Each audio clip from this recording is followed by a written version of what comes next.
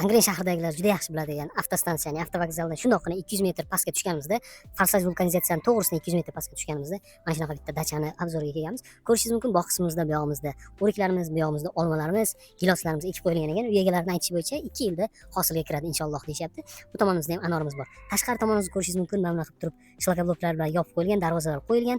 Bu tomonimizni hozir mana uy egalarining o'zlari hozir devor tortishyapti ekan. Mana ko'rib turishingiz mumkin, devorlarimiz endi poydevor qilib qo'yilgan, tortishyapti.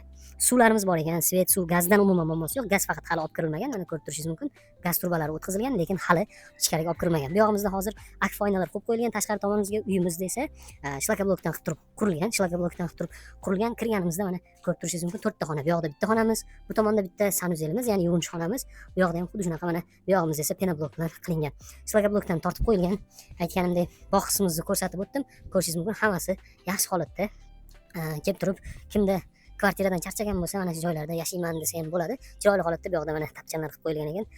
O'rikni soyasida mazza qilib o'tiradigan sharoit. Bu joyga Uy egalari, mana shu joy egalari $35,000 narx so'rashyapti. Pastda telefon raqamlarini qoldiramiz. Kimga qiziq bo'ladigan bo'lsa, bemalol telefon qilib turib aloqaga chiqib, baraka qilsalaringiz bo'ladi. Sunnatiga o'tib beradigan joylari bor. Bu videoni mana shunaqa dachadan joy qidirib yurgan tanishlarimizga jo'natib qo'yamiz.